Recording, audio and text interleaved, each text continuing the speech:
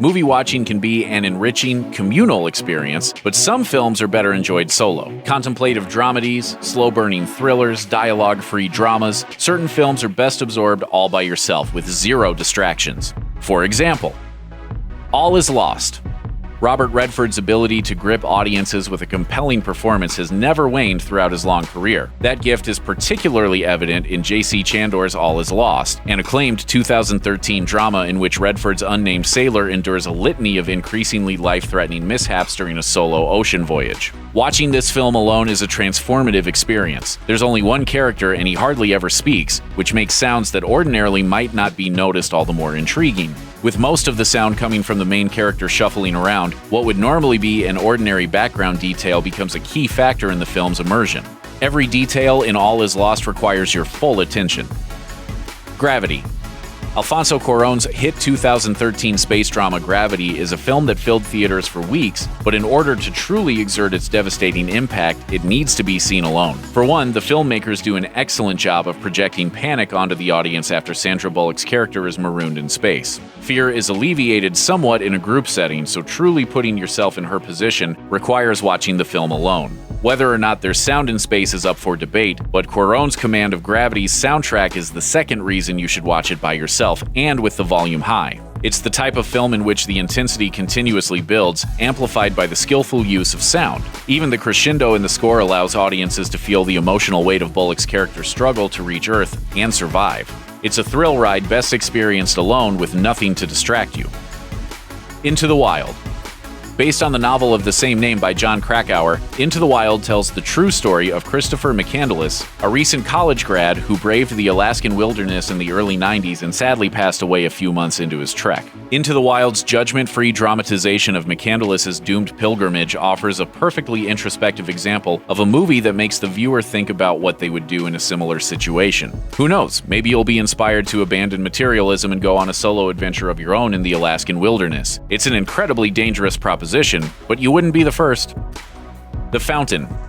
Darren Aronofsky's filmography is studded with biblical symbolism, and The Fountain, starring Hugh Jackman and Rachel Weisz as star-crossed lovers, offers a particularly absorbing example. The film is a visual spectacle to say the least, but its three storylines are just as finely crafted and easy to lose track of if you aren't paying close attention. Lose concentration and you could easily miss details crucial to grasping the story as a whole. The Fountain is an exceptionally emotional story, but watching it unfold with a group of friends might very well take you out of the moment. The Assassination of Jesse James by the coward Robert Ford. It may be slow at times, okay, most of the time, but this dramatization of the titular infamous killing never stops building in intensity, due in large part to the stylized directing style of Andrew Dominik and the masterful eye of cinematographer Roger Deakins. The train robbery scene in particular is an excellent example of just how hypnotic cinematography can be. Do yourself a favor and tune out chatter during a masterpiece like The Assassination of Jesse James by the coward Robert Ford. Lost in Translation.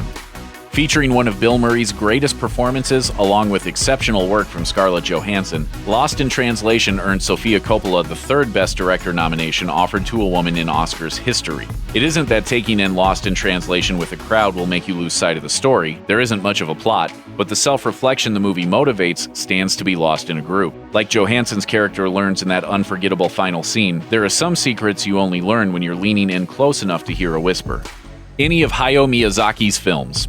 Legendary Japanese filmmaker Hayao Miyazaki has done more for animation than many casual filmgoers might realize. His movies may not be as well known to the general public as Disney's library of hits, but from The Castle of Cagliostro to The Wind Rises, Miyazaki and his studio Ghibli have expanded the animation genre to make room for sophisticated storytelling and exceptionally beautiful visuals. They aren't event movies though, and they aren't made for watching with a group of friends. Tackling thought-provoking themes in their own distinctive style, Miyazaki's movies demand the type of emotional room you can only get solo.